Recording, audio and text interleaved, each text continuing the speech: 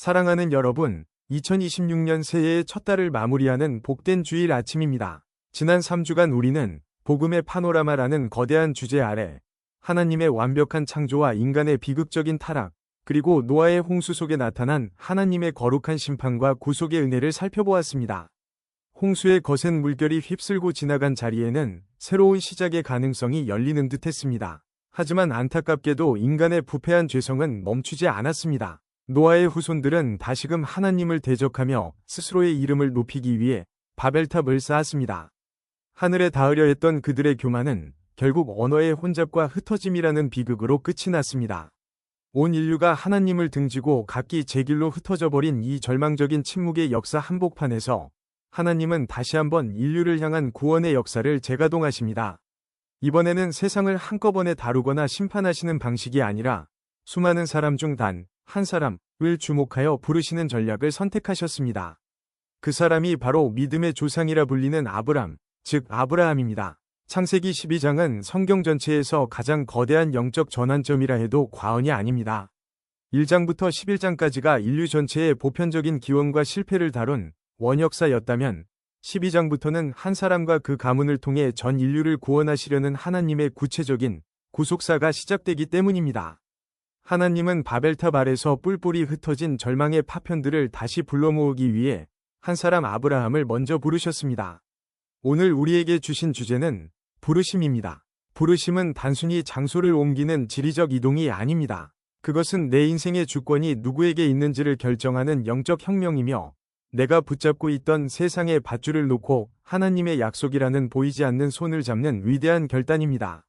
2026년이라는 급변하는 시대, 인공지능과 방대한 데이터가 우리의 미래를 완벽하게 예측해 줄 것만 같은 이 시대를 살아가는 우리에게도 하나님은 동일하게 말씀하십니다. 너는 너의 고향과 친척과 아버지의 집을 떠나 내가 내게 보여줄 땅으로 가라.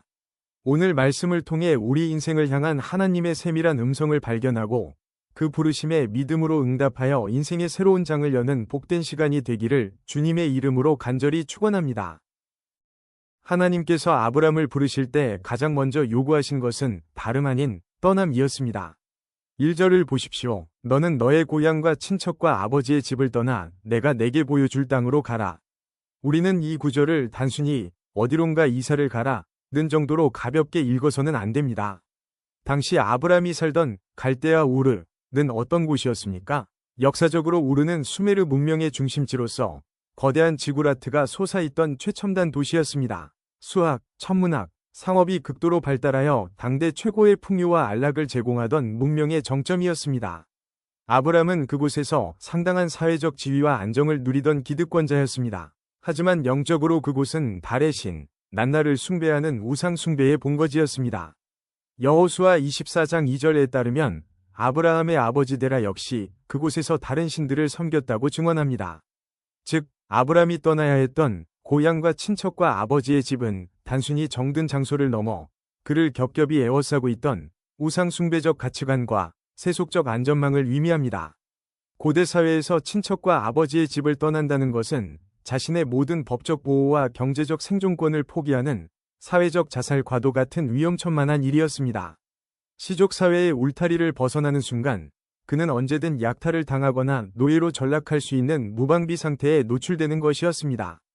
하나님은 아브람에게 근원적인 질문을 던지고 계신 것입니다. 아브람아, 너의 생명의 주권이 저 거대한 지구라트와 도시 문명이 보장하는 풍요에 있느냐, 아니면 나 여호와 하나님에게 있느냐? 이것은 2026년을 살아가는 우리에게도 동일한 질문으로 다가옵니다. 우리가 떠나야 할 영적 갈대아 우르는 어디입니까? 하나님 없어도 내 미래를 책임져 줄 것 같은 든든한 보험과 자산입니까? 알고리즘이 추천하는 대로만 따라가면 안전할 것 같은 세속적 시스템입니까? 혹은 여전히 버리지 못한 채 마음 한구석에 우상처럼 모시고 있는 안일함과 습관적인 죄악입니까? 하나님은 우리를 하나님의 거룩한 백성으로 빚으시기 위해 먼저 우리 손에 쥐어진 가짜 평안의 도구들을 내려놓게 하십니다. 떠남은 상실을 위한 것이 아니라 하나님의 더 큰 신비와 은혜를 채우기 위한 영적 빈자리를 만드는 과정입니다. 하지만 아브람도 처음부터 완벽하게 순종하지는 못했습니다. 그는 부르심을 받았음에도 곧장 가나안으로 가지 못하고 하란에서 멈춰 섰습니다. 하란은 교통요충지이자 우르와 비슷한 우상 숭배의 문화가 남아있는 곳이었습니다. 즉, 하란은 적당히 순종했지만 여전히 과거의 안락함을 완전히 포기하지 못한 중간지대였습니다. 여러분, 우리 삶에도 이런 하란이 있지 않습니까? 주일에는 예배를 드리지만 평일에는 세상의 가치관과 적당히 타협하며 머물러 있는 그 지점 말입니다. 적당한 경건과 적당한 세속 사이에서의 양다리, 그것이 우리의 하란입니다. 하나님은 오늘 우리에게 도전하십니다. 하란에 머물지 말고 내가 내게 보여줄 가나안으로 전진하라. 과거의 질서와 가치관이 우리 안에서 완전히 죽어야 비로소 진정한 부르심의 여정이 시작됩니다. 세상의 밧줄을 과감히 끊어낼 때 우리는 비로소 우리를 붙드시는 하나님의 전능한 손길을 경험하게 될 것입니다. 이 거룩한 떠남의 영성이 2026년 여러분의 삶에 회복되기를 간절히 소망합니다. 하나님은 떠나라고 명령만 하시는 비정한 분이 아닙니다. 떠나는 아브람의 손에 세상의 지도가 아닌 하나님의 약속을 쥐어주십니다. 2절과 3절에 나타난 하나님의 약속은 실로 장엄합니다. 내가 너로 큰 민족을 이루고 내게 복을 주어 내 이름을 창대하게 하리니 너는 복이 될지라. 이 약속은 바벨탑 아래서 스스로의 힘으로 우리 이름을 내자 며 바벨탑을 쌓았던 인간들이 탐욕과 정면으로 대조됩니다. 인간이 스스로 높이려 했던 이름은 혼란 속에 흩어졌지만 하나님은 자기를 부인하고 떠나는 아브람의 이름을 친히 창대하게 하겠다고 선포하십니다. 내가 나를 높이면 비참해지지만 하나님이 높여주시면 영광이 된다는 명예의 역설입니다. 여기서 우리가 주목해야 할 매우 중요한 영적 원리가 있습니다. 하나님은 아브람에게 가야 할 목적지를 내가 내게 보여준 땅이 아니라 보여줄 땅이라고 말씀하십니다. 히브리어 원문은 미완료형으로 되어 있습니다. 이는 아직 결과가 눈앞에 나타나지 않았고 오직 약속의 말씀 속에만 존재한다는 뜻입니다. 하나님은 가나안의 전경이 담긴 상세한 지도를 한 번에 펼쳐 보여주지 않으십니다. 그저 오늘 한 걸음을 내디디면 그 다음 한 걸음을 비춰주시는 방식으로 우리를 인도하십니다. 히브리서 기자는 이 장면을 두고 아브라함이 갈 바를 알지 못하고 나아갔으며 라고 위대하게 증언합니다. 사랑하는 여러분, 이것이 바로 신앙의 본질입니다. 2026년은 빅데이터와 예측 기술이 미래의 모든 변수를 계산해주고 확신이 없으면 한 발자국도 움직이려 하지 않는 극도로 불안한 시대입니다. 우리는 100% 보장된 결과가 있어야만 비로소 안심합니다. 하지만 하나님은 우리에게 정보를 주시는 대신 관계를 주십니다. 지도는 없지만 내가 너와 함께 가겠다 는 동행의 약속 말입니다. 부르심을 받은 자의 삶은 어디로 가느냐를 계산하는 자가 아니라 누구와 함께 가느냐를 날마다 확인하는 삶입니다. 아브람은 75세라는 세상의 눈으로 보면 인생을 정리해야 할 늦은 나이에 이 부르심에 응답했습니다. 익숙한 곳에 안주해야 할 나이에 그는 정처 없는 나그네의 길을 선택했습니다. 어떻게 그것이 가능했습니까? 눈앞의 환경보다 하나님의 약속이 더 실제적으로 믿어졌기 때문입니다. 눈에 보이는 견고한 우르의 성벽보다 보이지 않는 하나님의 말씀이 자신을 더 완벽하게 보호해줄 피난처임을 확신했기 때문입니다. 여러분의 인생 앞에 안개가 자욱하여 한 치 앞도 보이지 않습니까? 직장의 위기, 자녀의 미래, 노후의 불안이 폭풍처럼 몰아쳐 두려움 속에 떨고 계신 분이 있습니까? 기억하십시오. 하나님은 우리에게 완벽한 계획표를 주시기보다 당신의 손을 잡는 법을 가르치길 원하십니다. 우리가 갈 바를 알지 못하고 나아갈 때 비로소 우리는 내 지성보다 훨씬 더 크고 영광스러운 하나님의 마스터 플랜을 목도하게 될 것입니다. 2026년의 첨단 문명 속에서도 보이지 않는 하나님을 유일한 지표 삼아 담대히 행진하는 신앙의 야성이 여러분 가운데 회복되기를 간절히 소망합니다. 하나님께서 아브람을 부르시고 그에게 감당할 수 없는 복을 약속하신 궁극적인 목적은 무엇일까요? 단순히 그를 거부로 만들거나 아브라함이라는 한 가문만 대대손손 풍요를 누리게 하려는 사적인 축복이었을까요? 아닙니다. 3절 하반절에 하나님의 장엄한 본심이 선명하게 나타납니다. 땅의 모든 족속이 너로 말미암아 복을 얻을 것이라. 이것은 아브람의 부르심이 개인의 영달을 넘어온 세상을 향한 선교적 본질을 품고 있음을 보여줍니다. 하나님은 아브람을 축복의 종착역이 아닌 경유지로 삼으셨습니다. 아브람이 받은 복은 그 자신을 위한 전유물이 아니라 그를 통과하여 온 세상으로 흘러가야 할 거룩한 공공재였습니다. 히브리어 원문 베의 베라카, 즉 너는 복이 될지라 는 선언은 단순한 축복을 넘어 너는 복 자체가 되어야 한다 는 사명적 명령입니다. 아브람이 가는 곳마다 저주가 끊어지고 그가 머무는 곳마다 하나님의 생명이 살아나는 복의 근원이되라는 뜻입니다. 우리는 흔히 복을 얼마나 많이 가졌느냐는 소유의 개념으로 생각합니다. 하지만 성경이 말하는 진짜 복은 영향력의 개념입니다. 하나님은 왜 하필 우리를 2026년이라는 이 혼란스러운 시대의 그리스도인으로 부르셨을까요? 나 하나 구원받아 천국 가는 것이 목적의 전부였다면 부르시는 그 순간 우리를 바로 데려가셨을 것입니다.